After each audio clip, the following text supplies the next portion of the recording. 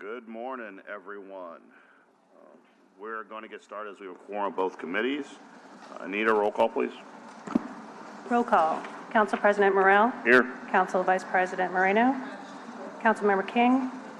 Councilmember Giarrusso. Councilmember Harris. Councilmember Green. We have a quorum.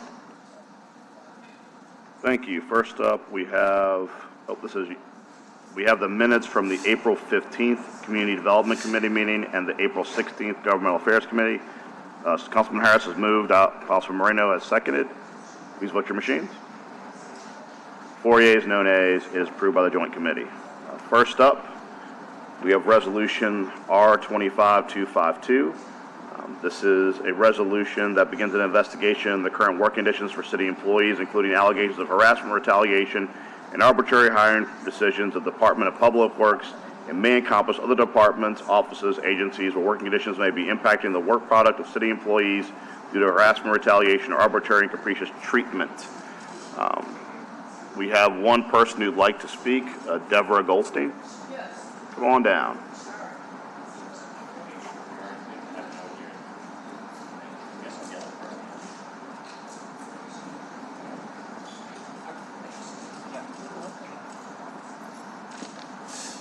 Okay.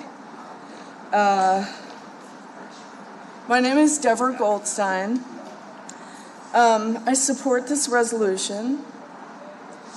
Without going into detail because of pending litigation, I can personally attest that there are numerous cases of abuse by the administration with respect to city employment. And that's all I can say right now. All right. Well, that was concise. We've been following the stories on your case, so I think what is left unsaid will be filled in by the media when the appropriate time comes up. I do appreciate you being here and your bravery in speaking up. I know that you may have seen previously we had some individuals, Department of Public Works, that had video evidence of the harassment they were subjected to. In particular, a woman was called by our supervisor a fat B word, and we attempted to give the administration the authority and ability to clean up their own house, and that was over 6 months ago. When you look at that issue, you look at some of the other issues were pending complaints of sexual misconduct, and then additionally there was a WDSU story last week that talked about the environmental harassment, and we're going to amend that at the full committee meeting regarding the people working in the sign shop for Department of Public Works who have been in trailers for 20 years and without air conditioning for 7. So there are different ways to harass and mistreat people. There's different ways for the city to not meet its obligations in providing for its employees, and it's past time to look into all of it collectively. So I appreciate you being here today. Thank you so much. Well, thank y'all. I appreciate y'all taking this seriously. All right. There's no other comments. Any online comments? Hearing none, I'll move to adopt the four orders of the full council, seconded by Council Vice President Moreno. Please vote your machines. 4 yeas, no nays. This will not be put on consent because it has to be amended. All right. Next up, we have a motion by myself to nominate Darnell D.J. Johnson as City Council Representative to the New Orleans Poet Laureate Selection Committee. This is a new committee that was created by the administration. The council is obligated to appoint one member, and we have selected the owner of Baldwin Coffee Company. Is there any comment? Hearing none, I'll move to adopt. Can I get a second? Second by Councilmember Harris. Please vote your machines. 4 yeas, no nays. That is done. Council Vice President Moreno.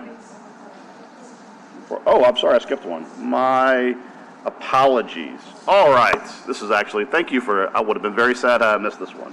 Okay, calendar number 35094. This is an ordinance amending and reordaining the Code of City of New Orleans relative to prohibited financial use of former city employees who were members of procurement selection committees and the laws provide thereto.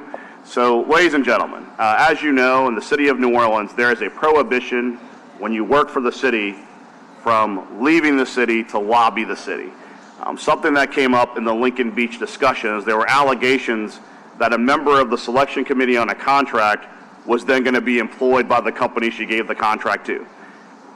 I believe this is a significant loophole that exists currently in the law. This simply closes that loophole and says that if you are on a selection committee to award a contract, you are prohibited for that 2-year period from working for the company that you are on the procurement committee for. That's what it does. I'll move. Second by Council Vice President. Please vote your machines. Give it a second. All in favor?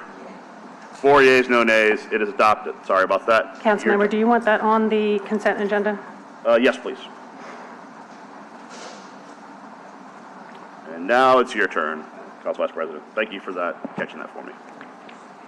All right, next is item number 6, which is ordinance calendar number 35,100 by myself and Councilmember Harris. I can have the presenters come up.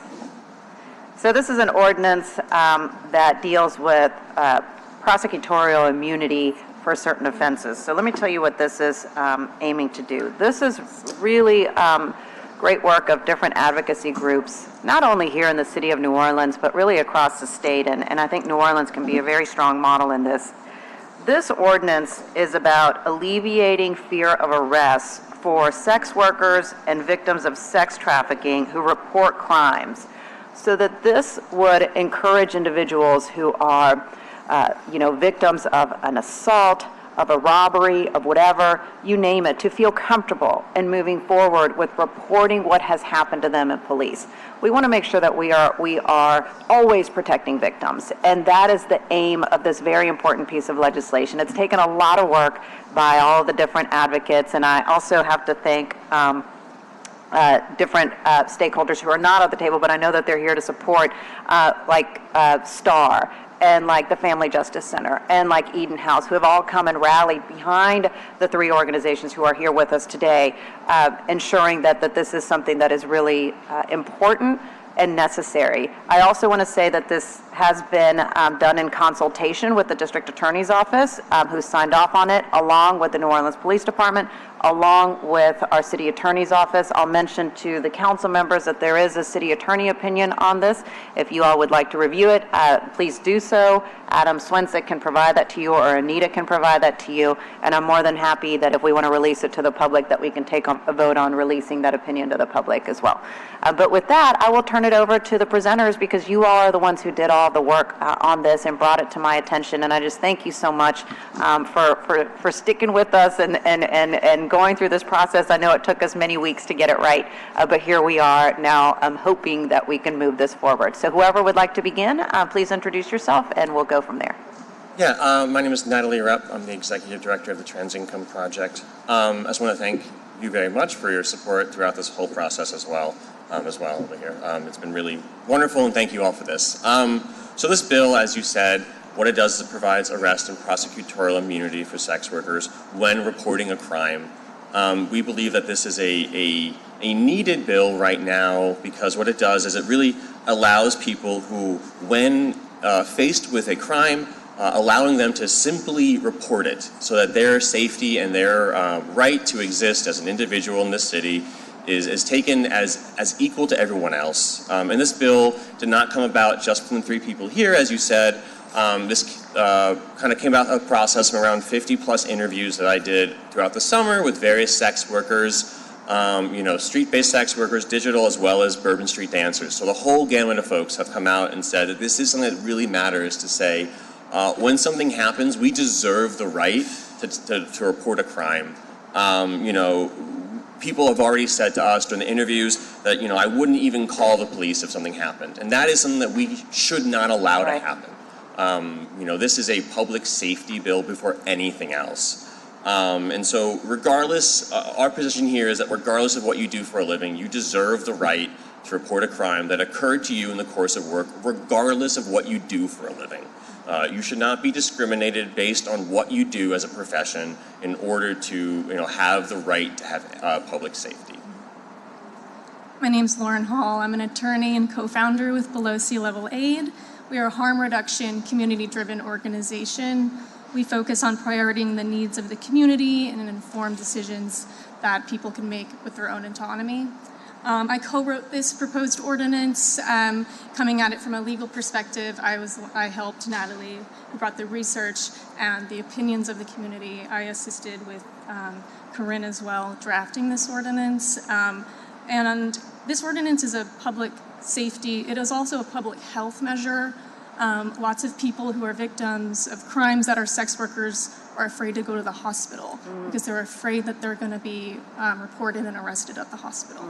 So because of those issues and concerns, I'm happy to be here and support this bill.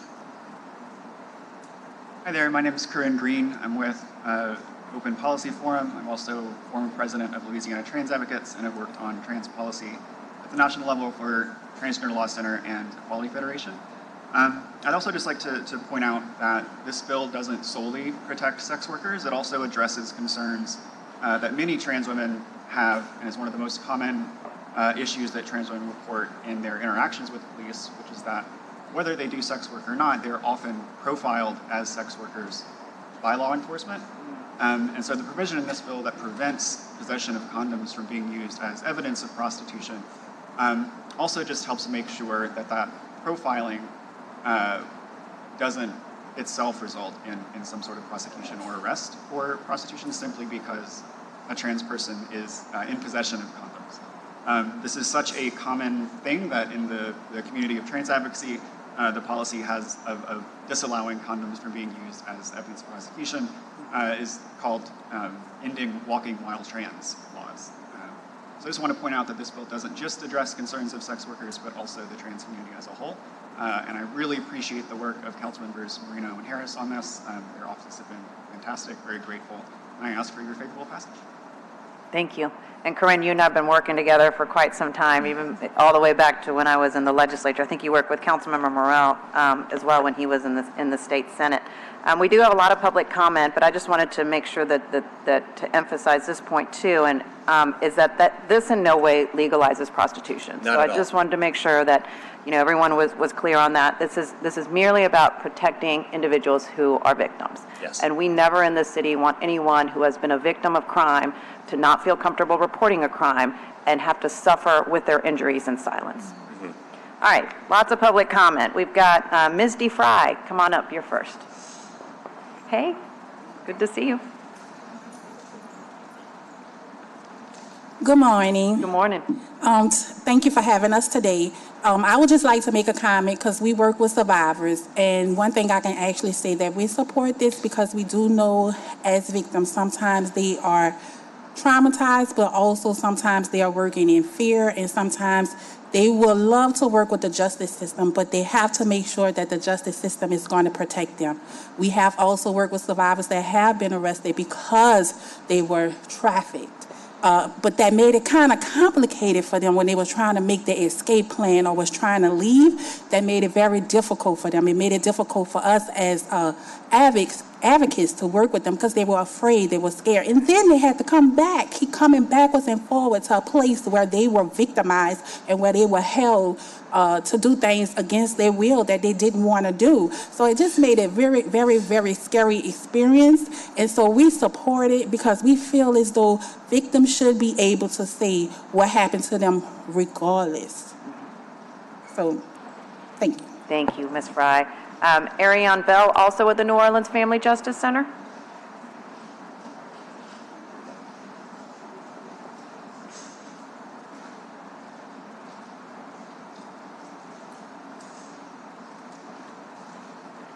Good morning. How y'all morning. doing? Put the mic down a little bit. Thank you. Good morning. My name is Ariane Bell. I am the New Orleans Family Justice Center Sexual Assault Program Director, meaning that me and my department are always on the front lines serving survivors. We support this bill because this bill gives our survivors their voice back, right? Oftentimes, like Misty said, we come in contact with survivors that are scared to speak, so they often stay in that situation. And with this bill, it would give them the opportunity to come forward and also bring to the light the crimes that may be taking place where the perpetrators are keeping those victims silent. So we're asking you to give them their voice back and give us the opportunity to save more lives, because without this, we continue to lose survivors, and survivors oftentimes go by the wayside, and that's not what we're here for. We're here to save people, and it starts with us. Thank you. Dion Haywood with Women with a Vision.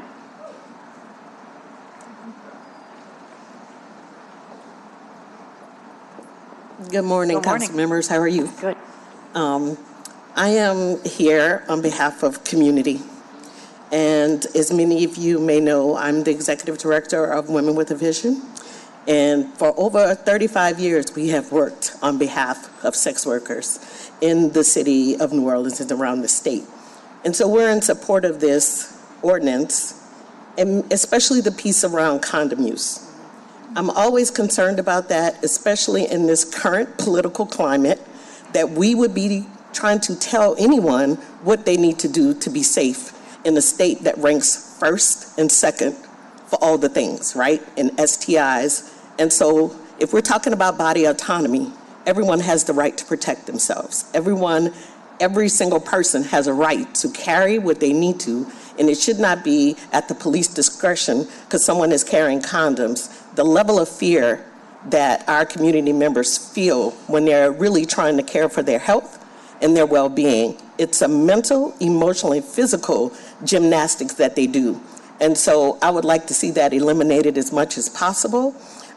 We have seen an increase of arrests. I know you know, Councilmember Moreno, I know you know that we have the only sex worker diversion program in the country that is run from the agency working with the courts, and we've recently had to re-engage it strongly because we're seeing more arrests.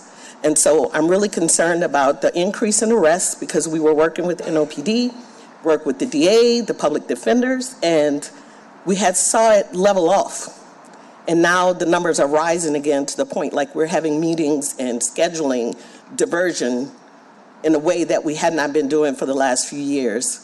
And so I stand before you and ask you to support this one for the public health of our community and the safety of our community. Thank you. Let me ask a question, Dion. Thank you for being here today. Hi. Hi. Are we seeing an increase because of NOPD arrests, or is this because of state police arrests? I think it's a mixture. I have not met with our current police chief. We just hadn't had a chance to. Because you all know we try to work with people so they know who we are, but I've seen a decrease in NOPD officers who normally would say, hey, there's a group of women, can y'all come and check on them? Can y'all help them? I'm seeing a decrease. And so I don't want to go into the whys I think that is happening, sure. But I do think we need to keep our eyes and ears open and really, especially as we move towards the summer, you all who are here, you know what summers are like. So we're going to see an increase in struggle, especially with the economy, the recession, and everything happening. Community members are going to do what they have to do to care for themselves. And I feel like it's our duty to try to figure out the why. So we have meetings with ADAs, we have meetings with the public defenders, we've met with some judges, and all the judges we've met with are on board with getting people to us to avoid criminalization, to avoid the trauma. Like our friends from Family Justice Center said, it's so much trauma that they carry, and we really want New Orleanians to feel whole. And by doing that is creating a circle of answers to the issues that people are facing. So. Thank you for that. We have a meeting later today with Commander Precious Banks, and so I will raise it, and then hopefully we can come see you together and talk about how we can connect. Yeah. Okay. Thank you. Thank you, Ms. Haywood. Next is, it looks like Tristan Murphy. Hey there. Hey. I would just voice my for this ordinance as a residents and express my gratitude for all the work that community has put into this ordinance and helping to let people live happy, healthy, and safer lives. So thanks, y'all. Thank you. This looks like Judith Buenas something. I'm so sorry if I'm mispronouncing your name. I can't read it. Judith, please pronounce your last name for me. It's Judith Bryman. Nice to meet you. Sorry, my handwriting's really bad. Thank you. I'm just here to voice my support of this ordinance and, like Tristan said, just show my gratitude for the community and for Lauren and her constituents for the effort that they put into this. Thank you. Claire Ann Johnson.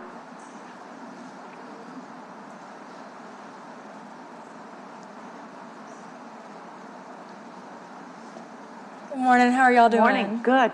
I'm just here to support this ordinance because I believe everyone has a right to justice and everyone has a right to health, no matter what they do for work or where they work. Thank you. Thank you. Okay, Jacob Taberski? Jacob? Jacob, I'm sorry, I can't read your last name. No, you're okay. It's Tadovich. I'm here in support as we do have sexual health crisis with STI transmission. And so I think it's a crucial aspect of being able to get health and not prosecuted. So thank you. Thank you. Taylor Gare?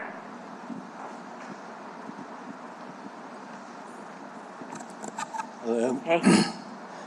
Thank you for hearing this ordinance and considering it. I'm a member of Below Sea Level Aid, and I'm a part of that organization here today because of my conviction that autonomy and safety are fundamental to human wholeness.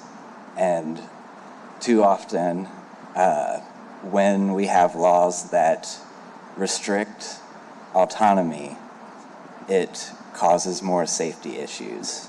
And this bill is a step in the right direction towards giving people autonomy and allowing safety. Thank you. Yeah. Elliot Miller, followed by Tevia Schroeder. Elliot?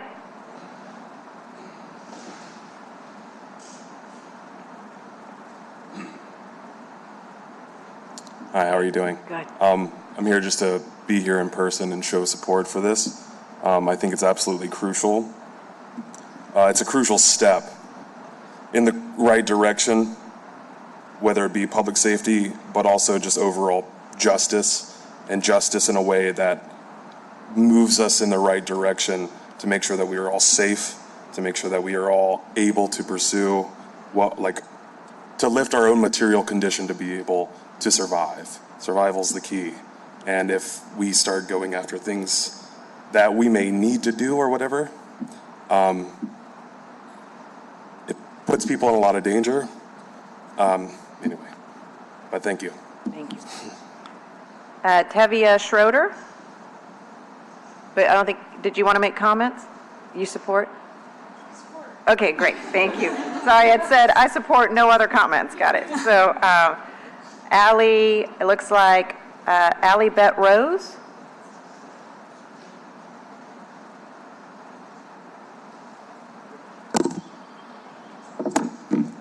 Hi, good morning. Good morning.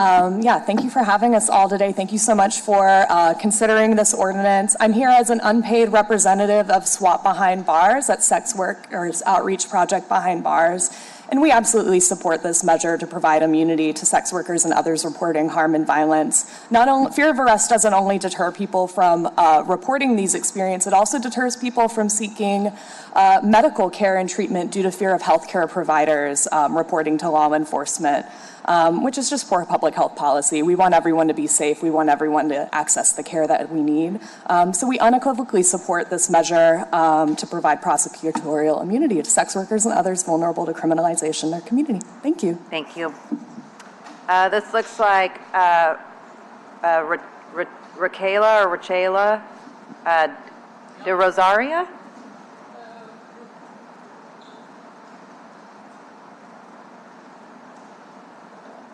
I want to say you did great on that name. I did, okay. My name is Raquela Di Rosaria, and I'm here to voice my support for this measure. I think when it comes to matters like this, we're not discussing the morality of the decisions of anyone made, as you already mentioned. We're not here to change the current laws revolving around sex work. What we are here to do is to support the people who find themselves in these positions, whether it's through trafficking or choice. These people should be allowed to access the health care they need and to report crimes that they're either witnessing or are victims of, and there should be no bars involved in that. So once again, I do support this measure. I'm an unpaid representative, and I'm here as a former child sex worker who did survive from the ages of 11 to 26. And I feel like my life would be different if there wasn't so much stigma surrounding getting care. So. Thank you, thank you. Lily Kane, and that'll be followed by Julie Allerhand.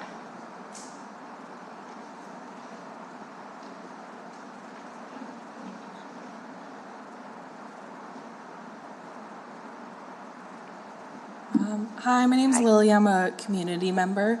It's really important to me to support survivors, sex workers, and trans women because those are the kinds of people who've really had my back and supported me. Every single person on this planet deserves protection and autonomy. And I would also say I was raised very religiously, but I have come to realize that condoms are a pretty revolutionary kind of technology that help alleviate the burden of trying to dodge unwanted health impacts, and so we should absolutely not be putting any kind of stigma or hatred towards what is genuinely a very revolutionary piece of technology that has really helped protect a lot of people, and we have to protect each other. Right now we are absolutely not protecting people, and the city is failing people because we are preventing them from speaking up about. There's a lot of power in speaking the truth, but if you can't even speak the truth to the authorities or to the people in the hospitals, we absolutely are failing. So we have to step up and we have to start supporting better measures, and this is a great better measure. And so I'm very grateful for all the organizations who are here today and all the people who have shown up today, because we have to protect each other, and there's power in speaking the truth, and this is the truth. So thank you. Thank you. And the last speaker is Julie Allerhand.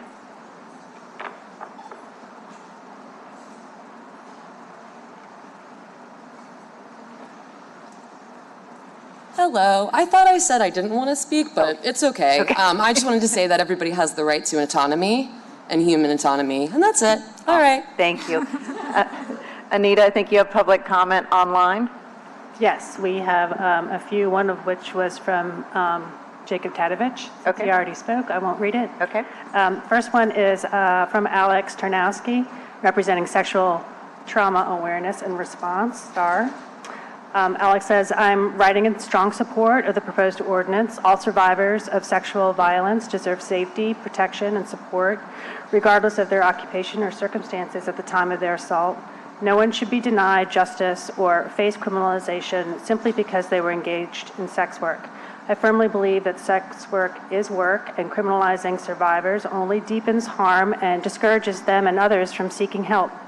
This ordinance is a critical step toward ensuring that all individuals, especially the most marginalized, are able to report violence without fear of arrest or prosecution. It also appropriately limits the use of unrelated criminal history as evidence, helping to create a more just and equitable legal process. I urge you to pass this ordinance and stand with survivors, affirm their dignity, and promote true public safety in our city.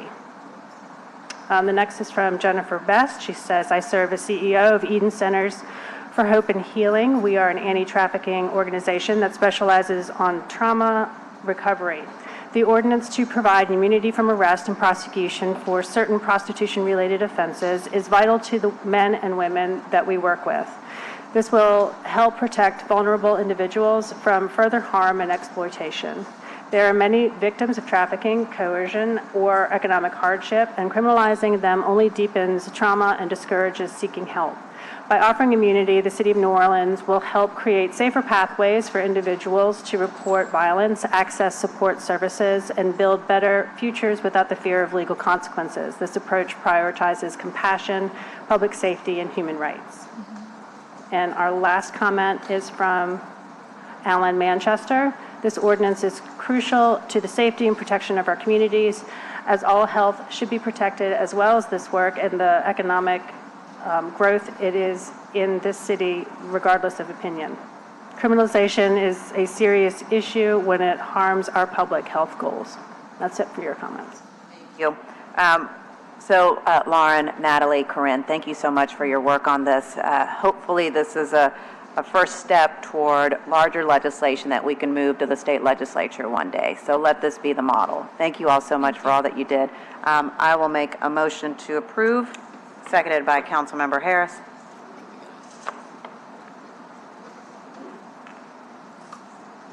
All in favor? Aye. 4 yeas, no nays. It's unanimously approved. And can we put this on consent? Okay, thank you. We'll put it on the consent agenda as well. Thank you all.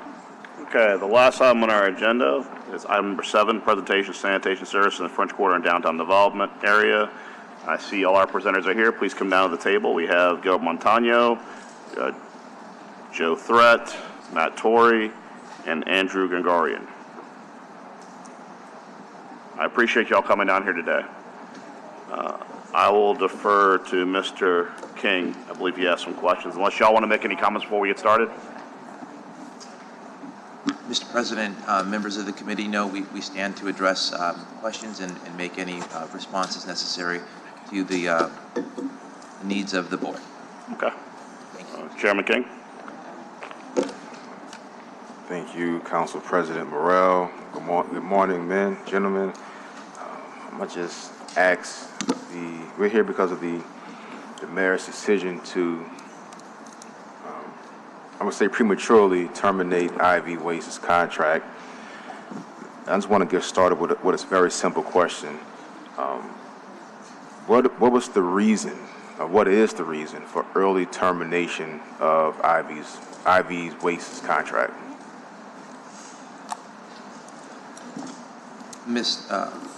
Councilmember King, I'll defer to the table if necessary. And in all candor, I don't believe anybody at this table made that decision in regards to the cancellation of that contract. That was a legal advice and determination, and I would defer to the city attorney unless Andrew has a desire to answer that. But the rationale and the reason was a legal guidance, not an operational one. I'm happy to address anything related to the other questions that have came to us, but as far as the decision to early terminate, I defer to Denisha. If she's not available, whomever would be in her stead. Good morning, everybody. I'll speak to a couple of points. The first point is just from a purely contractual standpoint. The city is permitted to terminate the contract. I know y'all have seen the contract, but from an operational standpoint, my understanding is that the issue that was outstanding with the Henry Consulting contract was related to the subcontractor. Since that issue was resolved and Richards and Henry are ready to move forward, the understanding that I have is that the city believed that the contract could move forward because the one main issue was addressed. So that's the limitation of my understanding on that one. Okay, just you do understand. Mr. King, before, never mind. Go ahead. All right. I'm gonna ask this question, then I have one more, then I'll turn the floor over to Councilmember Morrell. You do understand, and maybe this should not be addressed to you, but just because you can legally do something doesn't mean that you should do something. I mean, if we're talking about a broader sort of legal versus operational issue, I don't necessarily disagree, but the reality is I can speak to the legality of an issue, and my boss will speak to the legality of the issue. Mr. King, I don't want to interrupt you, but I do want to make a point for the record. Mm-hmm. You're an attorney, right? Yes. You know what a suspensive appeal is, right? Yes. Okay, so when Judge Iron issued the suspensive appeal, what did that mean for the law requiring the council's approval? Is that law still in place under the law? Generally, yes, but I will say that what that appeal has is different from the practical steps that the city can take. The appeal, the suspensive appeal, which was granted by Judge Iron, suspended the judgment in Mr. Henry's request for a mandamus. As such, under the law, that is the current law, and we're all entitled to our own opinions, but our own set of facts. Yeah. The law the council passed requires the council's approval for a sanitation contract, correct? For 7010 requires approval for certain types of contracts. And sanitation contracts are included. That is what Mr. Henry sued over, correct? This particular sanitation contract. Yes. Okay, so has the council approved the contract? Not to my knowledge. However, again, I will state, like, and the mandamus are from the understanding that was provided to me, which was that there was one outstanding issue which was resolved and we could move forward. I hear you, but let's talk about the law and the process. If that were true and there was singularly one outstanding issue, if that were the case, because your boss and Mr. Henry sat right there and made that argument, and the council has still not approved the contract, correct? Correct. So under the law, that is still the law, the council is required to take the step, because I have a copy of the contract. It has a block for council president and it's unsigned, correct? So, in order for the contract to be complete, it requires the council's president's signature. Is that correct? I mean, at this stage with the suspensive appeal, the mandate, that relates to the mandamus, yes. But you guys can still, We can, but did we do that? No. Okay, so as I said, under the current law, council approval is required. The council approval has not been granted. Explain to me, because you keep saying legally we can move forward. How do you legally move forward? Well, I'm saying we can move forward with the contract because the one issue that the city's let me rephrase that. The administration's understanding that was provided to me was that there was one outstanding issue. We've resolved that, or we have not resolved that issue. Henry and Richards have resolved that issue because when I came here in November. So you're saying the administration told you that the council had resolved their one outstanding issue? What I'm telling you is that my understanding, and when I was here in November, when we were dealing with this contract, there was one issue that was outstanding. There was one issue that was really outstanding, which was the one with the subcontractor issue and the replacement of the subcontractor. That issue has been addressed, and I believe it's been addressed to everybody's satisfaction because I haven't heard anything else on that. I hear you, but, and this is really like, I'm struggling because this is a very sequential process. The city reaches an agreement, and Mr. Montano, please correct me if I'm wrong. The city reaches agreement on a contract. The mayor signs said contract. It is required, and please, I mean, I almost like hostile witness at this point. Sequentially, the council has to approve the council president signing the contract. Is that correct? Yes. Has the council done that? No. Then I guess part of what is starting to, and I mean, my colleagues know you keep saying the issue is resolved, but how can the issue be resolved if the council hasn't signed the contract? So sequentially, the contract today is still unsigned by the council. Are you telling me a contract unsigned by the council is a valid contract to move on August 1st? What I'm telling you is, and the limit of my understanding, because I don't tell anybody what to do. What I'm telling you is that there was one outstanding issue that I was aware of, the main issue, which was a subcontractor. That issue has been resolved, and so to my knowledge, and as far as I know, that there are no other issues that should block the signature of this contract. Mr. Torrey, every other contract that is sanitation related has the council president's signature, correct? Correct. This contract does not, correct? Correct. In your opinion, if every other contract requires the council president's signature, and this one does it, can that contract be legal without the council president's signature? I'm not an attorney. I don't have a legal opinion, but we've submitted the contract for council signature per the process. And it has not been approved, correct? No. Okay. I'm sorry, Mr. King. There was argument that somehow they could be a legal move forward, and whether it's right or wrong, I'm saying it's not right and it's not legal. So I yield back to you. I'm sorry, Mr. King. No problem. Thank you. Mr. Torrey, have you received any, prior to Ivy taking control over the sanitation pickup in the French Quarter, did you receive complaints about sanitation services being provided in the French Quarter? Prior to the emergency contract starting with IB? No, before Ivy took over. So before they were there, so the previous vendor? Correct, yes. No, I mean, over the course of a 10-year contract, we had very limited complaints on their services in the French Quarter. Okay. Did you have any complaints? Have you received any complaints about IV's services since they've taken over? Absolutely not. Their service has been superb. Have you received emails saying they're doing a great job? Yes. Okay. Mr. Thread, have you received any complaints about IVs? No, I have not, Councilmember King. Mr. Montano? No, sir. All right. I'm sorry, but how you pronounce the last name? Gregorian, like the chance. Okay. Yeah. Okay. You haven't received any?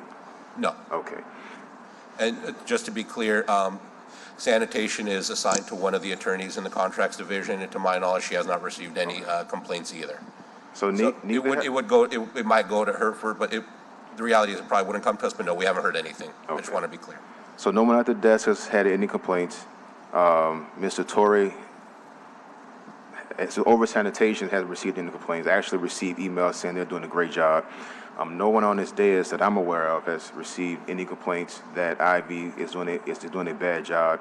I've actually received nothing but thumbs ups and thank yous on their behalf, or from residents on their behalf. And our job, whether you are a part of the administration, executive branch, legislative branch, is to serve the people of this city. And no one has sent an email saying, get rid of Ivy Waste. And this is really not about Ivy Waste. It's basically about the person, you fill in the blank, who's doing the pickup in the French Quarter right now is, well, Area 5, and this is Ivy Waste. So my question is, with there being no complaints and no one saying get rid of them, everyone's saying keep Ivy Waste, why are they being terminated? When the constituents we represent collectively has voiced their collective concerns, their collective voices saying keep Ivy Waste as a service provider in a contract, why rush to get them out of the contract when legally you don't have to? This can play out for another 3 or 4 months. You give a 90-day notice to cease operations, and in late December, early January, the new provider we move forward, whatever may happen from then. What's the urgency? When no one I have heard from thinks it's a good move.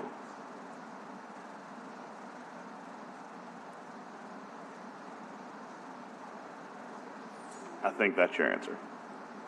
Well, one last thing, because it's not on you, gentlemen. I'm not trying to put anybody on the spot and throw anyone under the bus. This is a repeated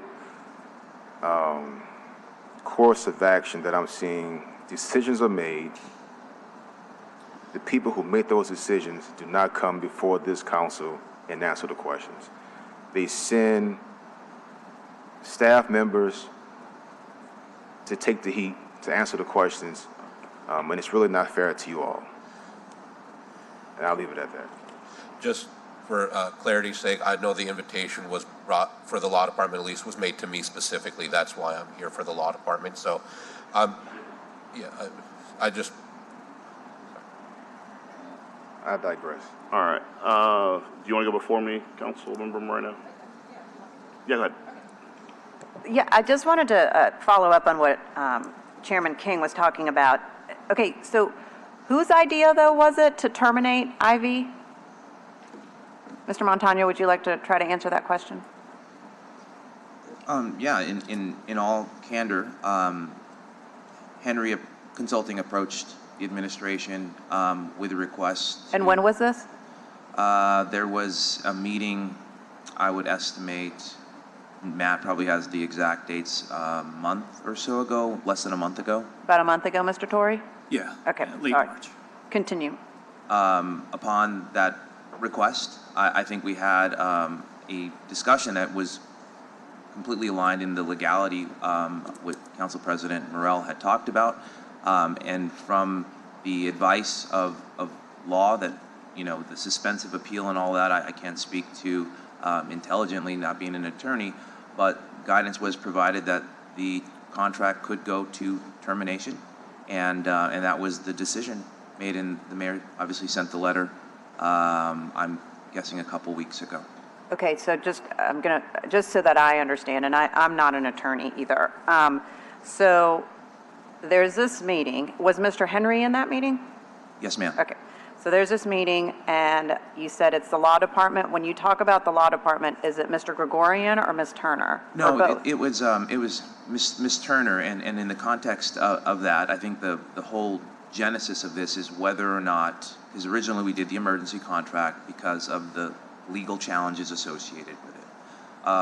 As the legal challenges played out, we understood, at least at this table, that the position was the emergency contract was in place, and then there was a reevaluation of that legal opinion at the second meeting, and then advice, and I wish Ms. Turner was here to discuss this far better and defend than I can, the rationale as to why the advice to the mayor was given to be able to cancel the emergency contract. So it's not necessarily canceling the contract that was a challenge, it's who we are able to put in. Because Right. our concern is, as already mentioned, is it a legal contract? If law says it's a legal contract and we can do it, I mean, we all are subordinates to the mayor, so we will move forward in that regard. However, we just needed the legal clarity and the legal check mark for us to be able to do that. I'm going to take you back a couple of steps. So in this meeting, you said it's you, Ms. Turner, Mr. Torrey. Who else was in? Mr. Henry? I think this whole table, Andrew wasn't there, the mayor's chief of staff and the mayor. Who's the mayor's chief of staff? Cliff. What's Cliff's last name? Clifton Davis. Cliff Davis. All right. So, and in this meeting, when it was discussed that if And a letter was actually written as well. Okay, that if the IV waste contract was terminated, that then this sanitation service for the French Quarter would then immediately revert to Henry Consulting, was the city attorney's, Denisha Turner's, opinion. Yes, and I'll defer to the table if I've mischaracterized those facts, but that is my understanding and recollection and how we've moved forward. Is there any misguidance on that? I guess the people that were in the meeting was Matt and Joe. Okay, so then there's that meeting. And so now you've got the opinion from the city attorney saying that the IV contract can be terminated, and moving forward, that immediately, it would be legal, in her opinion, to move forward with the Troy Henry contract. Yes, ma'am. With Mr. Henry sitting there in the room. I'm not sure if that was that in the meeting or the meeting thereafter? Okay, so then, whether he was in that room or not, let's go to then there was a subsequent meeting after that. There was another meeting. And in that meeting, from what I understand, Mr. Henry was present in the most recent meeting. Is that correct?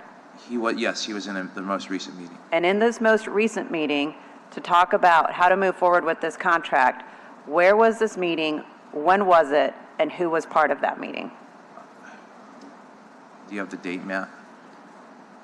I mean, I could tell you it was the last 2 weeks of March in the last 2 weeks of March. And I could tell you the exact date if I could look at a calendar, but I can tell you that it was probably March 20-something. It was in the mayor's office. March 20-something in the mayor's office. And who was present at this meeting? I believe it was Mr. Henry. I think was his counsel, Daniel, there. Myself, Joe, Matt, Denisha, Cliff. Was there anyone else? Oh, the mayor. So the mayor and Mr. Henry together in this meeting, correct? Yes. Okay. And it was at this meeting that you're telling me, or you're saying that there was this directive coming from the mayor's office to move forward with the Henry Consulting contract? I don't think it was in that meeting. I think it was. Get me straight, guys. It might have been a smaller private meeting after, or was it that meeting? Tell me about the smaller private meeting after. Well, I'm trying to get clarity. Was it that meeting where this was a legal determination, whether or not we could move forward or not? One moment to clarify. The determination, and I did double check, the determination that was brought to the law department was whether we could legally terminate IV waste. That was a limitation of the question posed to the law department. Okay, well okay, so that's very different. That's very different than what we just learned from, what we thought we heard from Mr. Montano. I understand, and so I'm trying to clarify right now. Like I said, it's the situation was that can we terminate the IV contract legally? Yes, we can. And Okay. That is a correct determination. Has anyone answered the question from the law department that if IV waste is terminated, that the sanitation services would then revert to Henry Consulting?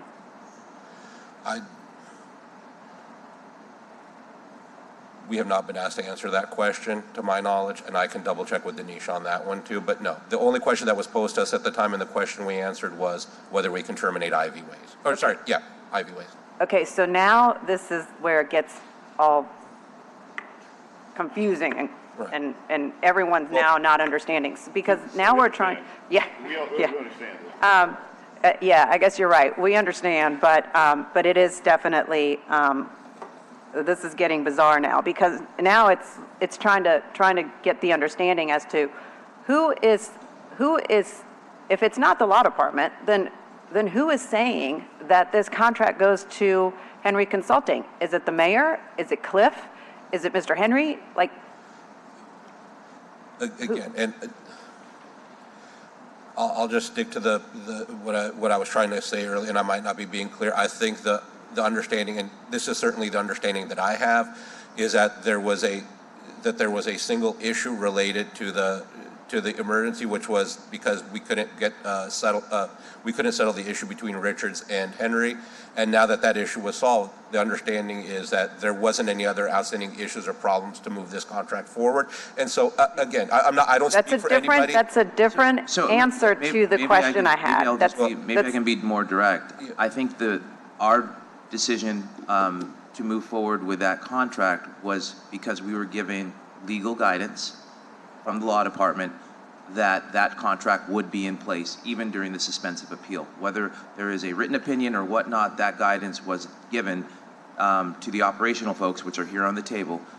Did you hear that directly from Ms. Turner? Because obviously we're hearing something different being represented by the law department. Is this what she said in the meeting, that it's like, you cancel this, no doubt about it, it's Henry Consulting that gets the contract, and it's... The situation was, yes, is a short answer. Can we, our concern was, can we move forward? Can we pay the invoice if we don't have a codified contract by the council and being under suspension? That's a different answer, once again. Well, I'm creating context to answer your question directly and how it came out, because we expressed a little bit of the questions that we would have operational. Can we pay the vendor without a fulfilled contract?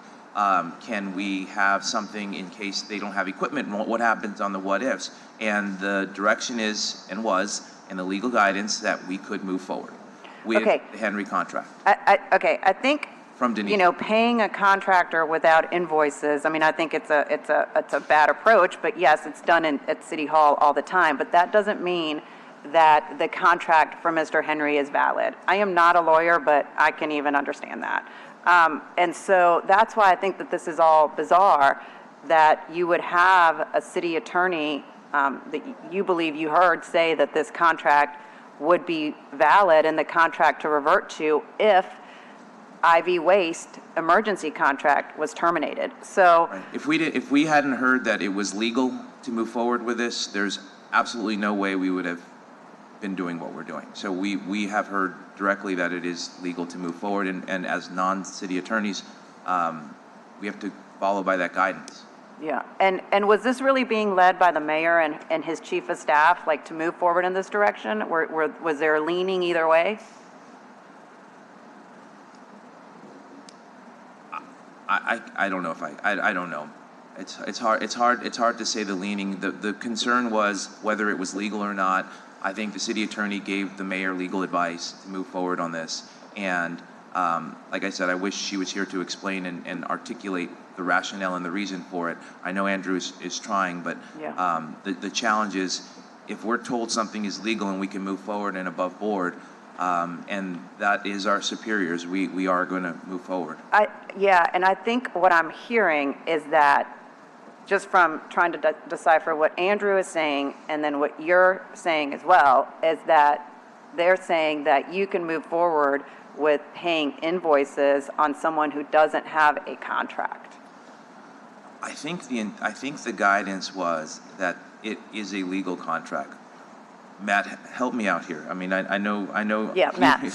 Please. And then I'll turn it over to Councilmember Morrell once Matt answers. Yes, my takeaway from that meeting was that in order to terminate the IV emergency contract, that the Henry contract was indeed viewed as a valid contract that we could and therefore issue purchase orders and issue invoice payments against. Okay, and this came directly from the mouth of Denisha Turner, the city attorney? Yes. Okay, thank you. All right, I've got a lengthy line of questions, so I'm going to defer to Councilmember Harris first. Just some technical questions to Andrew. Were there any memos prepared about the question of whether or not you could, quote unquote, legally terminate IV Waste? No, the question of terminating IV Waste is a pretty simple question just on the face of the contract. That the termination of IV Waste is a straightforward issue. That's the contract has a clause that allows to terminate for any reason. There's no question we can terminate that contract. So there were no legal memos prepared? No, I've never seen one, so I did not prepare one. I was not asked to prepare one. There was no case law research to support a conclusion of whether or not IV waste contract could be terminated? Again, there wasn't, but the termination of IV waste is there's not anything to research there. It's the language on the contract is plain, it's obvious, it's not subject to interpretation. There's no reason in my mind, having done this for as long as I have, that we would have to look into that. If the language is there, there's no question, it's plain, it's easy to see. The question of whether or not the suspensive appeal would allow re-engagement of Henry Consulting, was there any legal memo prepared on that question? Not to my knowledge, but that's also, I don't touch the litigation stuff at all. What I can tell you is, within, obviously within the sort of the scope of all of this, the only questions that have ever been brought to me regarding the contracts were, do I think we can terminate, or the only things I've ever been asked is, do I think we could terminate IV waste? Yes. Do I think, in my opinion, do I think that the Henry Consulting contract was a valid contract? And again, this has nothing to do with the suspensive appeal. That's a different question. Well, it's all wrapped up in the same. Well, it is. And Andrew, listen, I'm sorry that you are sitting here and Denisha Turner is not sitting here. I really feel sorry for you because this is not your legal opinion. This is you defending a legal opinion of someone who's not sitting here at this table. Let me continue my line of questioning. Do you know if there is any case law researched about whether or not a suspensive appeal would impact the awarding of the contract? I'm not aware of anything. Do you know if there were any legal memos prepared on whether or not Henry Consulting's contract is valid? I'm not aware of anything. Are you aware of any case law supporting the conclusion that Henry Consulting's contract is valid? It's okay if you're unaware of any. No, I mean, it's, if there's a question that's posed to me directly on it, I'm happy to answer it. But no, I'm not aware of anything right now. Anyone at this dais, are you aware of any legal memos that were prepared that you reviewed on anything having to do with IV Waste or Henry Consulting? If I could, Councilmember Harris, I did receive, I had a Lincoln Beach meeting on the 24th of March out in the East, and Troy Henry was there, and I asked him to speak about, business, getting line of credits and bonding, and he told me he was going to send me a letter, and he sent me a letter that was addressed to the mayor, requesting that he, be competitively procured contract, that he be awarded the contract. Right, so a letter from Henry Consulting is something that you received with, I assume was prepared by his attorney. I don't know who prepared it. Okay. Yeah. That's separate from whether or not our city attorney prepared any legal memo to anybody sitting at this dais on the validity of the contract award to Henry Consulting. Yeah, I haven't seen anything. Nobody at this dais has. No. All right, thank you. All right. I want to go backwards and forward. So that's why you're here, Andrew, is for my line of questioning, not for this other stuff. You were involved in the negotiation of the contract for Mr. Henry, correct? Correct. Okay, so first off, and Mr. Torrey was subject to that massive meeting we had in December, so you were there. As you recall, Mr. Torrey, there were more issues than just Richard's disposal, right? We talked about the issue of the substitution of another DBE, the fact that the problem was with the substitution of the second DBE, which was Clean Force, that there was a concern the council had that this had not been rescored. The other big issue, which has not been resolved, was the price of the contract went up after the competitive bidding was closed. So I just want to be clear on the record, because this has been repeatedly said by Mr. Henry and now by you, that was not the only issue. The Richards disposal issue was the issue that was the most sensational issue, but there were other contractual issues that were not resolved. So that's just, here are the questions for you. There's two things that have come to our attention that are very troubling inside of the final contract. The first one is, you are aware that in this contract, Mr. Henry is required to pay half a bond. A 50% bond, correct. Okay.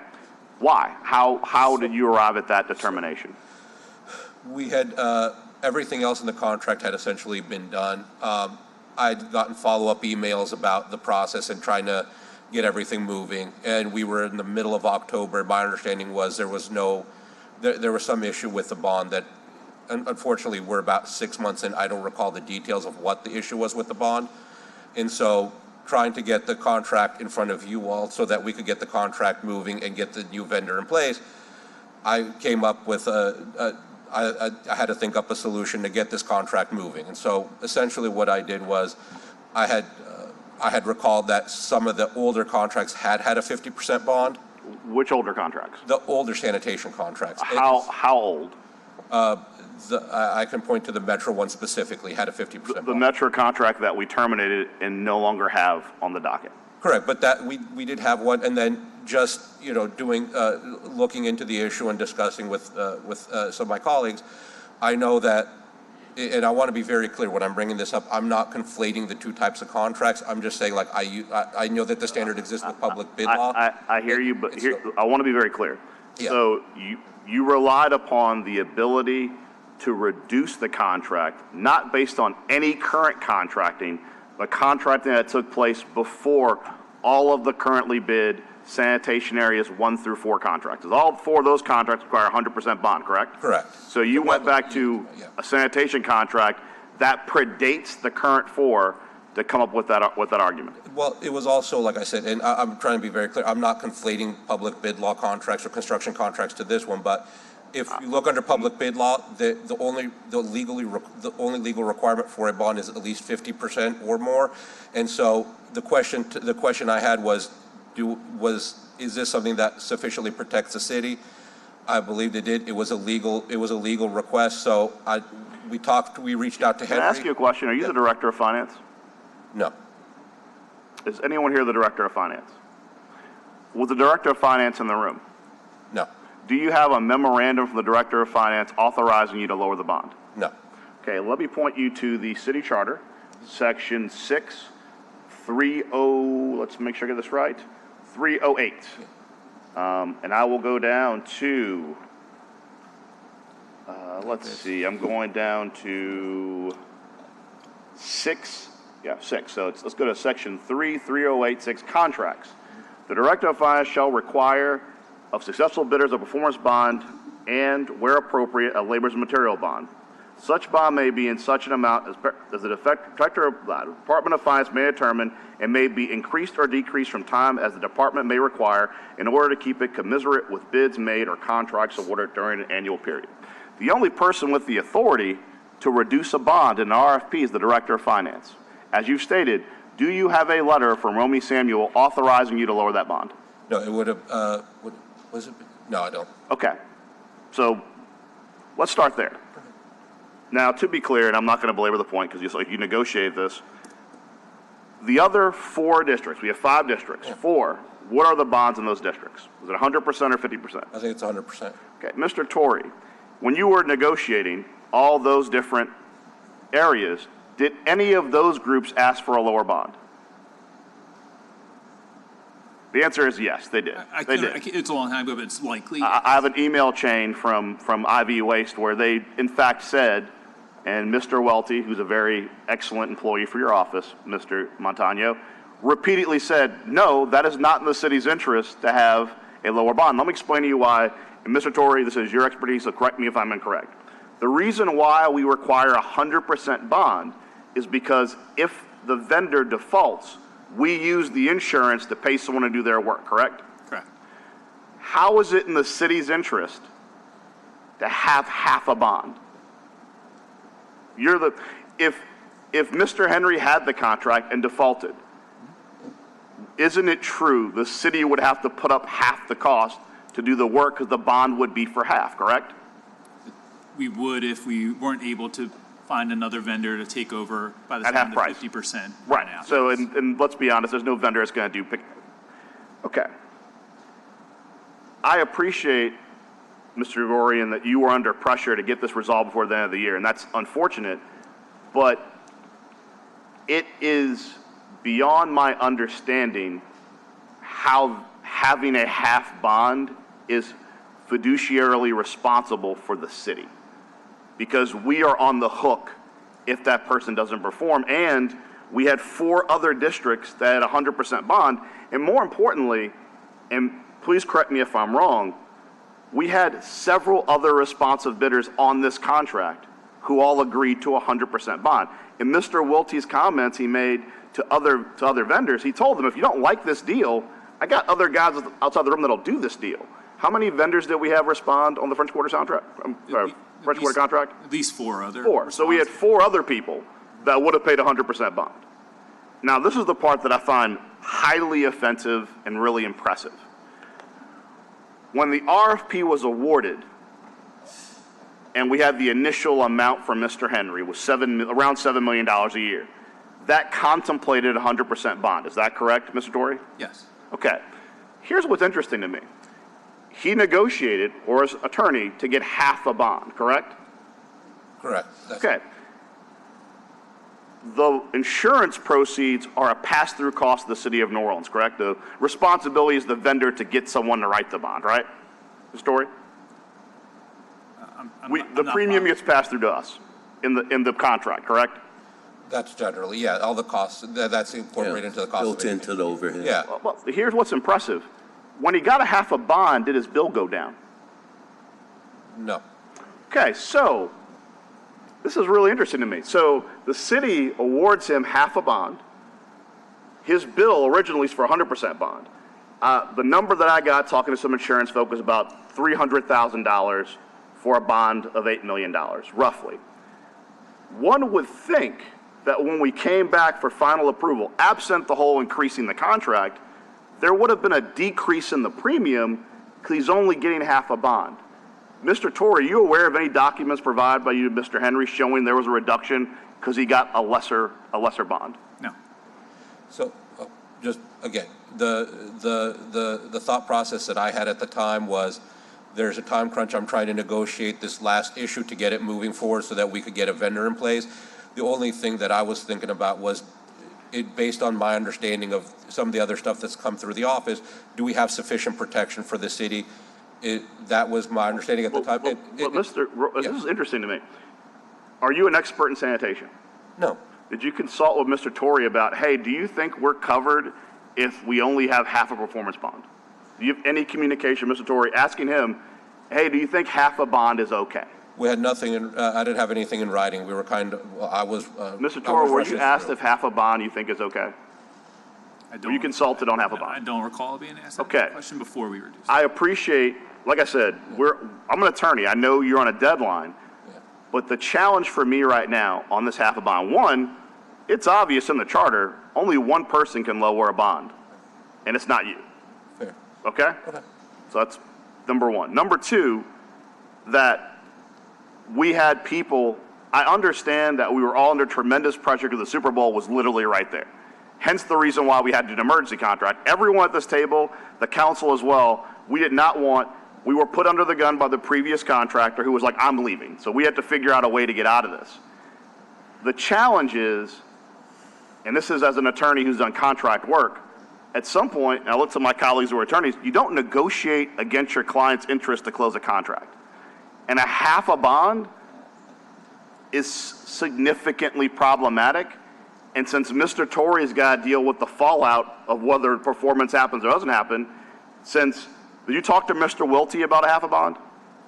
Mr. Wiltie was out of the office. I didn't talk to him at all. I only say that because Mr. Wiltie was heavily involved in negotiating the other 4 contracts, and he made a plethora of excellent arguments why the city would never do half a bond, because it puts the city at risk. Now, I feel like I've beaten this question to death. I have one other major one that involves you, and it is the invoice period and payment. Mr. Torrey, as I understand it from every other sanitation contract, all the 4 other ones, at the end of the month where work is done, the individual has to wait till the end of the month. If you're IV Waste, if you're Waste Pro, if you're Richards Disposal, end of the month, you can bill for the month where work had just been performed, correct? Correct. And then net 30 kicks in. Correct. And you have a 10-day period between the 1st and 10th to submit your bill to get it paid timely, correct? Yes. Okay. Let me make sure. I want to make sure I get this correct. Let me go pull through my massive tabs.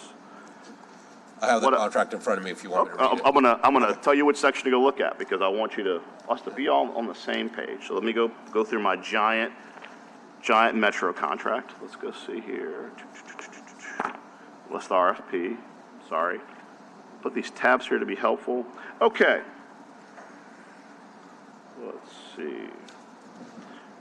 All right. I want you to go to page 11, section 7.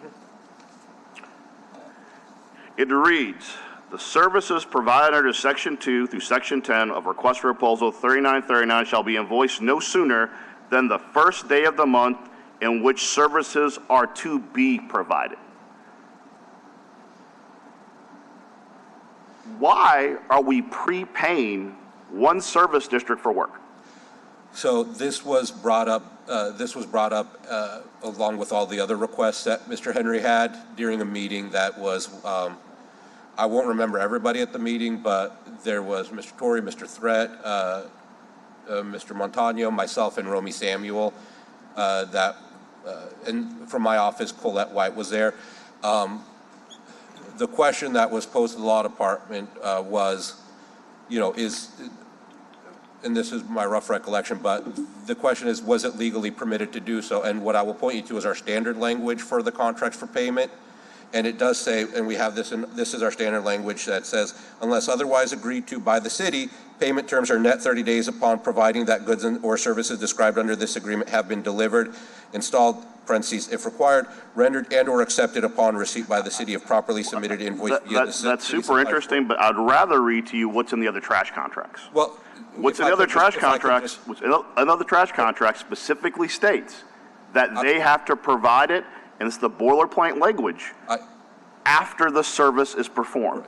The question that was brought, the question for us at that point was whether these payment terms, the payment term being negotiated. Who asked you that question? I don't recall, but that was an operational question. And so our position was, he had originally wanted prepayment. So like, let's say we're going into October, he wanted submit his October invoice in like September so he'd get paid at the front of the month. Our position was that you're not getting prepaid. And the recommendation was made as a sort of go-between that this might be a possibility to say like as a sort of compromise position, but we did not, this is not a law department. So you were asked a question as the law department, would it be legal to do this? Correct, and it is. Okay, I hear you. I'm not saying that it's illegal. What I'm saying is that 4 other sanitation contracts, Mr. Torrey, and in those 4 other contracts, your payment, your request to invoice begins after the work is done. Is that correct? Yes. So, if you are IV Waste, if you're Waste Pro, if you're Richards Disposal in Algiers, you do the work in September, you bill the 1st of October, correct? Yes. And Net 30 says then 30 days we should pay them. And they have a 10-day period. However, with one other contract with Mr. Henry, he gets to bill us for September at the 1st of September before work has begun. Correct? As written, yes. Now I'm going to turn to Mr. Montano. We have heard you and Ms. Samuel cry before us about cash flow and about managing our finances properly. In what universe does prepaying someone for work? Tell me why that's a great idea. I can't. Is a short answer. If I'm being honest, I can only take the totality of what the request was, the dynamic of the need for the contract, the timeliness of the contract, the back against the wall situation we had, and the guidance and advice from the middle ground from. And here's the challenge. And I mean, I want to really, don't hate the player, hate the game. There was an RFP. The RFP had clear language in it. It talked about 100% bonds, talked about our standard billing practices. It's interesting that the other party waited until our back was against the wall to wring out a whole bunch of concessions that were not in our interest. And what's especially interesting to me, and I want to remind everyone of this, we had four other vendors who said they would do this based on the RFP. Now, I don't consider myself like the most astute businessman in the world. That's our president. But what I will say is that if you have four other people who are willing to take the deal as offered and one guy who won't take it, logically would say you go back to the four that will do the deal with 100% bond and getting paid like everyone else.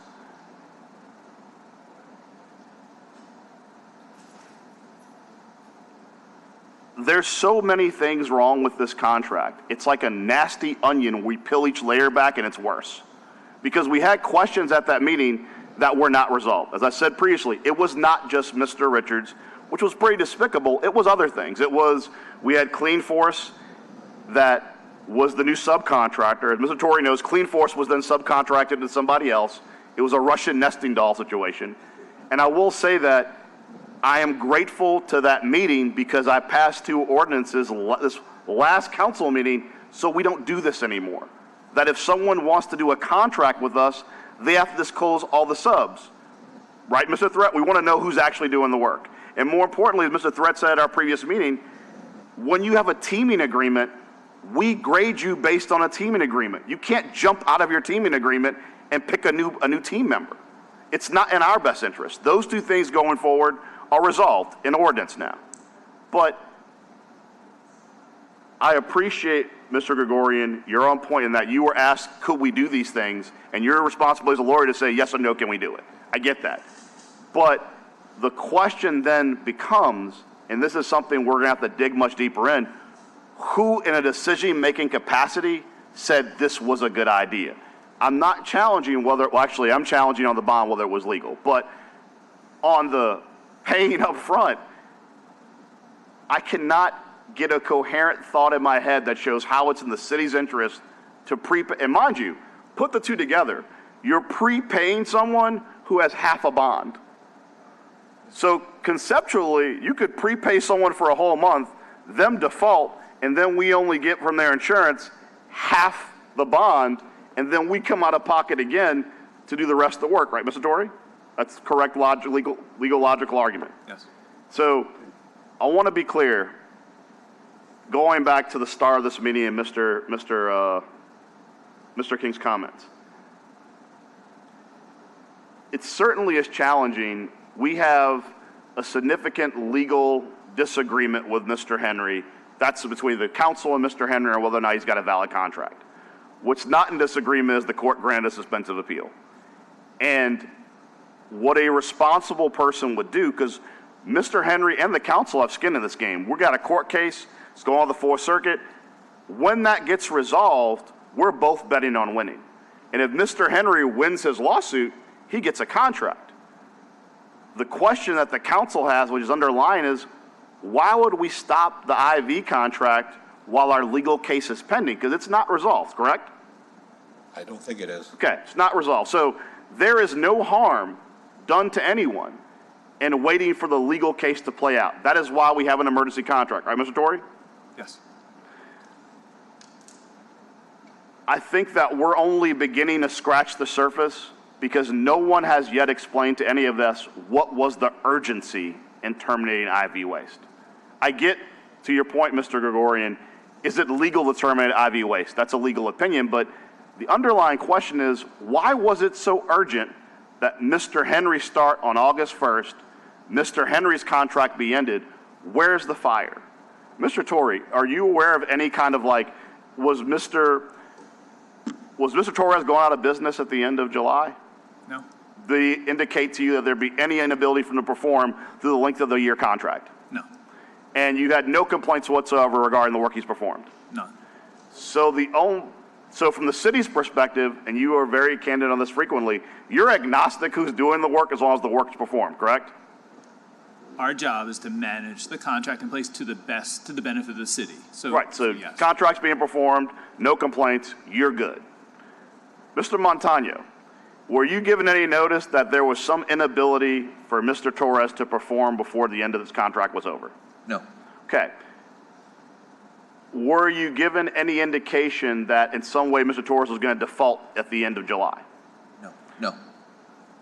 So my question is, where's the fire?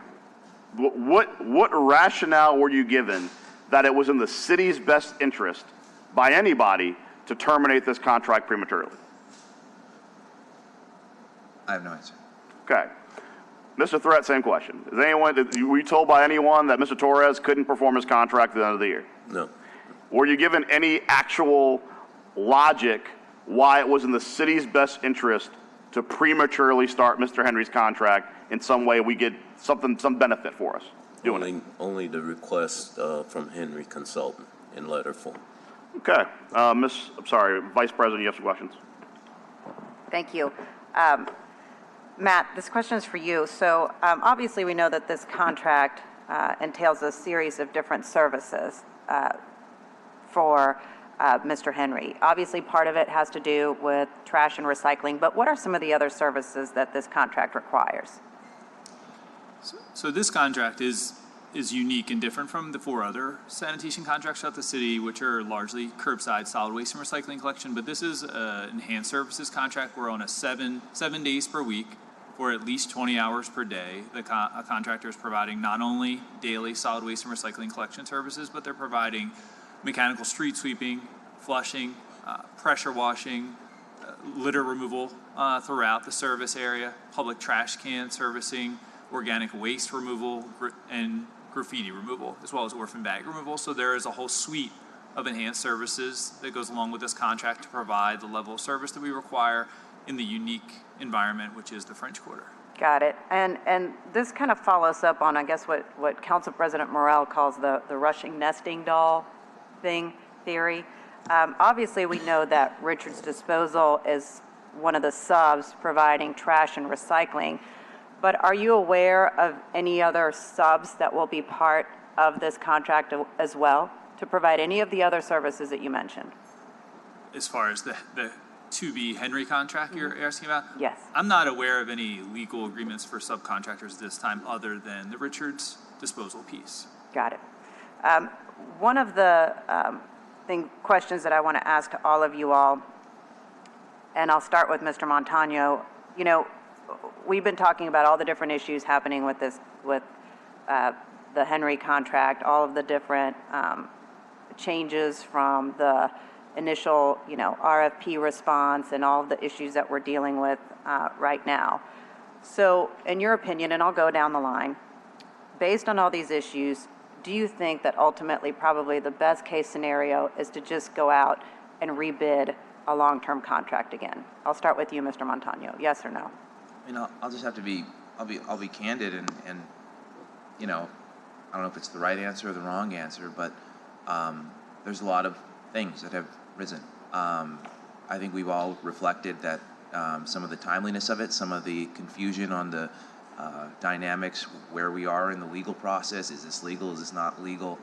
I think that any contractor right now would have a significant challenge moving forward without another opportunity to competitively bid and allow for, credibility, vindication, whatever verb you have. I think anything moving forward outside of that is going to be messy. I don't know if that is the right or the wrong answer, and I think that whoever is in there to do the work serves a vital service, not just for the quarter, but for our population of tourism and the like, and I want them to be successful. And I don't know, with all the dynamics swirling here, if anybody can be successful without having a fresh start. And that's my general opinion. Thank you for your honesty and your candor. Mr. Threat? With everything that's going on, I know that the contract was, the emergency contract was till December of this year. So I thought that with all the issues we had, if the contract played out till December, that we could put it back out on the streets competitively. Wouldn't prevent Henry Consulting from coming back to the table and bidding on the contract with other folks, on an even playing field. Thank you. Thank you for your honesty and your candor. Mr. Torrey? I mean, as the Department of Sanitation, if we were provided a directive to issue a new solicitation, we certainly would, and we would incorporate some of the things that have come, to light that we've been made aware of both through this process as well as through the enactment of the emergency contract with IV in the future. But would you recommend a rebid? I mean, I don't don't think that's something that we would do as a department. We would be provided a directive to draft a rebid and issue it. So I'm saying that if I was provided that direction, I would. Mr. Gregorian? I'm on the same boat as Mr. Torrey. I'll follow whatever directive I'm provided by the. I understand the position that you're both put in. Thank you. Thank you. Thank you. I appreciate all of you being here. This is a very awkward situation. I don't want to minimize the fact that the four of you showed up today. We very much appreciate it and answered the questions with complete candor. I do think that there are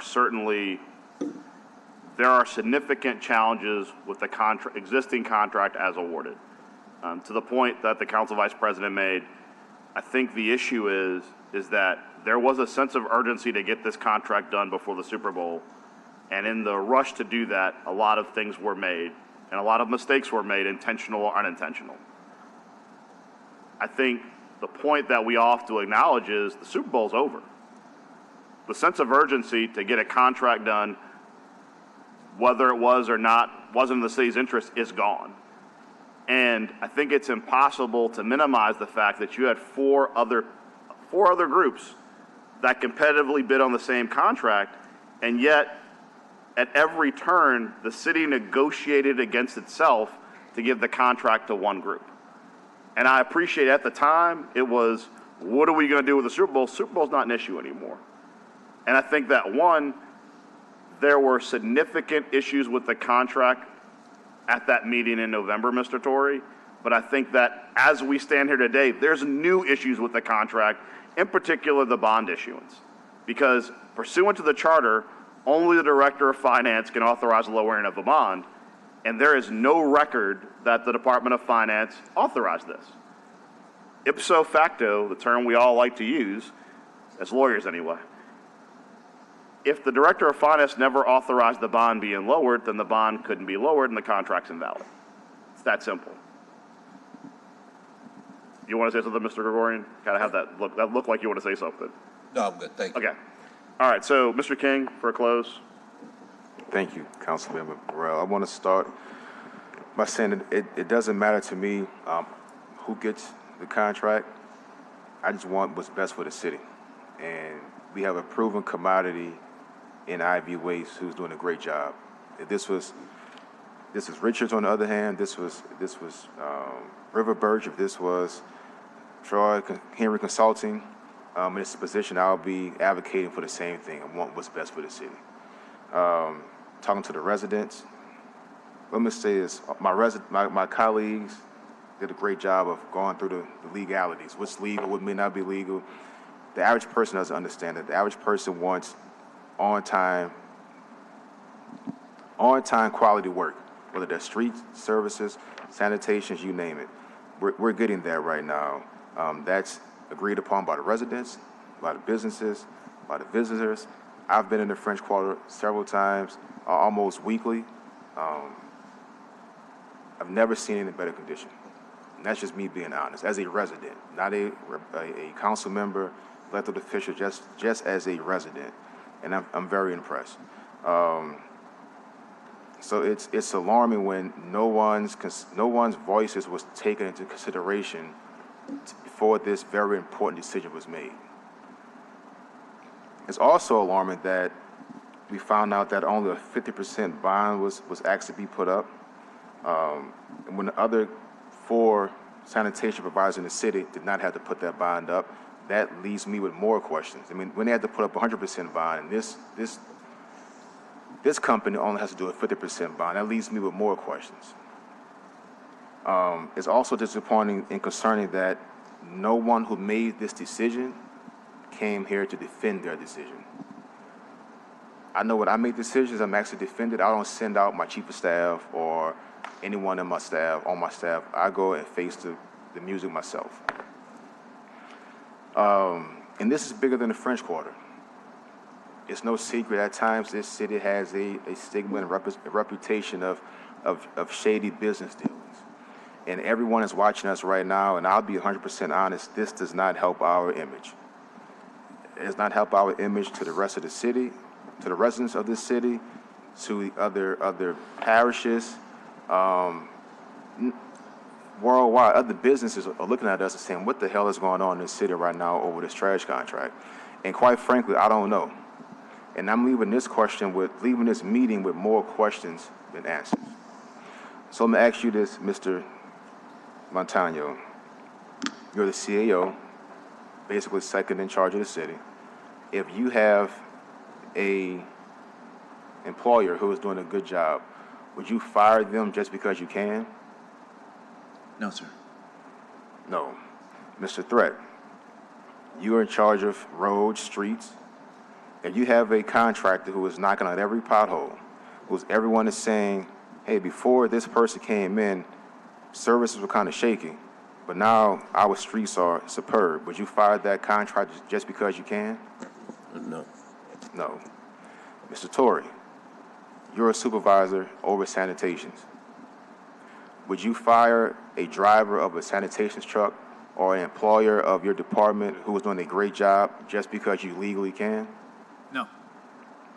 Mr. Gongorian, you're a supervisor or a ranking attorney in the city attorney's office. You have subordinates.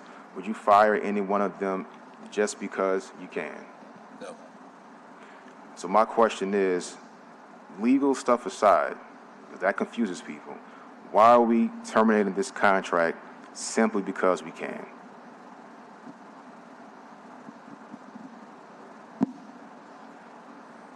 I understand what the silence means, fellas. You are put in a tough position. It is unfair to each one of you. I would not have done that to you. And that's all I have. Any other comments or questions? There are some public comments, and as well as, I think, 2 online, right? So let's do public comments. Eugene Dyer. Eugenie? Yes, Jeannie. Okay, Jeannie Dyer. Hi, everyone.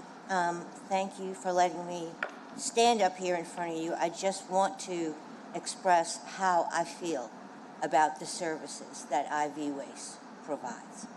I think that Sydney Torres has a long and healthy track record of providing these services for the city.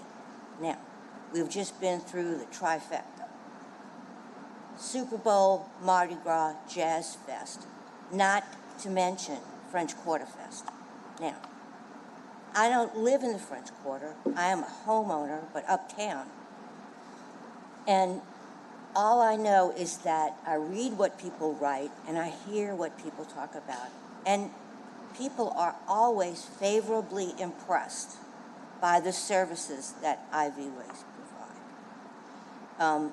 And also, I don't know anything about running a sanitation company, but does Mr. Torres have subcontractors working for him? Thank you. That's what I thought. So we have an owner and a manager, a young man, who is ethical, he's competent, and he's inclusive.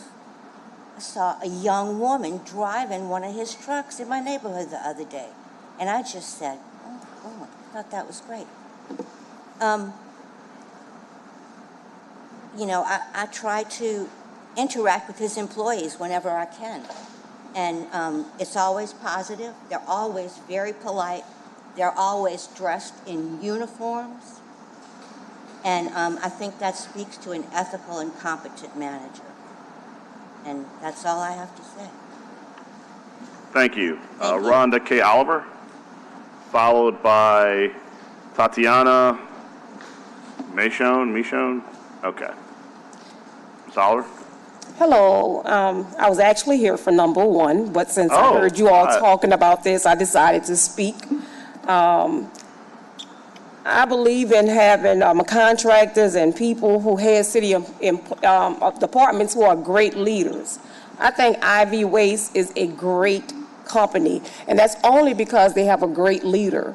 I was sitting there and I was trying to pull up my real estate agent friend's post on his page, where he posted on his page this picture with IV Waste, and he's a real estate agent.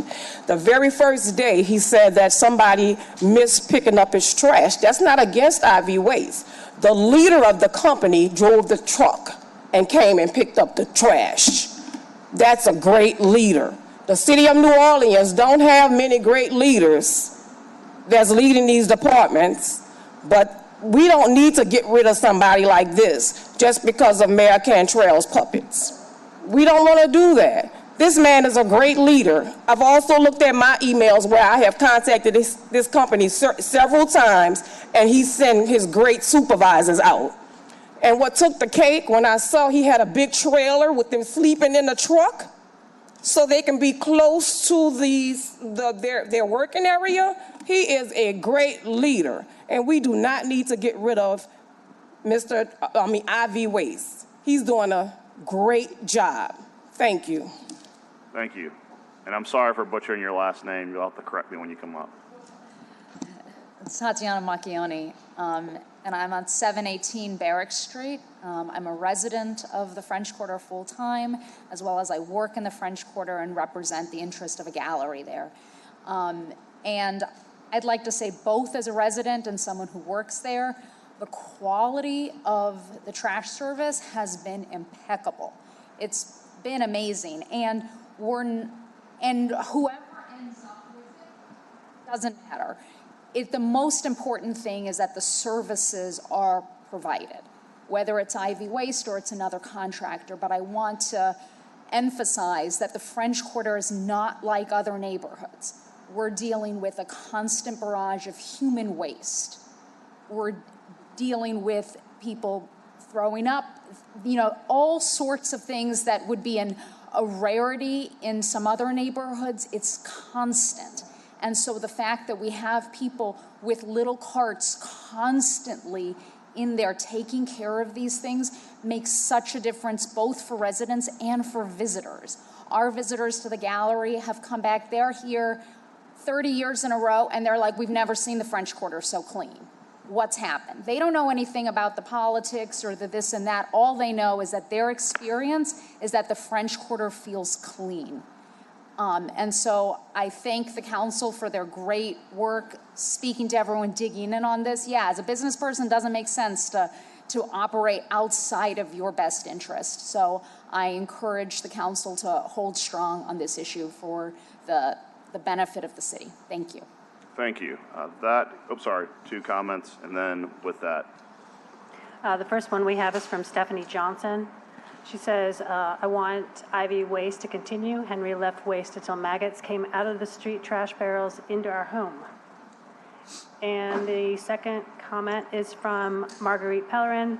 I wholeheartedly support the continuation of IV Waste program in the French Quarter, as I live within yards of the most treasured and trashed intersection in the French Quarter. Although I found the former waste management company adequate to keep our block clean, I found that the solution IV Waste used in spraying the sidewalks and streets superior to any liquid the former waste companies used. Formerly under the other contracting services, when the wash was subjected to sun and heat, the initial pleasant aroma turned to an extremely foul odor, an acidic and very nauseating odor. Since I am the path of numerous tourists walking to and from the intersection of Bourbon and Orleans, some tourists have commented upon the liquid hot a day after a hot day as really obnoxious when the sun bakes the solution onto the sidewalks and streets. IV Waste solution does not contain some type of chemical that changes composition when heated. I have noticed this on many occasions. Please let IV Waste continue their contact with the city. Thank you. Thank you. That clears all the comments. With that, I will move to adjourn. Can I get a second? Second by Councilmember King. Please vote your machines. Councilman Morrell? Yes. If I couldn't get to the podium in time to comment on item number 1. Yes. On the investigation, and I just wanted to let the council know that, as you know, a couple weeks ago, maybe a week and a half, I got the final investigation. When we came before council in September, I promised a thorough investigation. I got a 140-page investigation. It's got 48 recommendations for improvement in the departments. Unfortunately, I have probably about 11 infractions of CEO policy that I have to put forth disciplinary action from the top all the way to the bottom. So this week, I plan to have my memo to the CEO, to the HR and civil service on my recommendations to move forward. And at that point, once law lets me know, this week or the beginning of next week, I'll be able to provide you with a copy of the investigation. Okay, thank you. The move seconded, 4 yeas. We are adjourned. Thank you.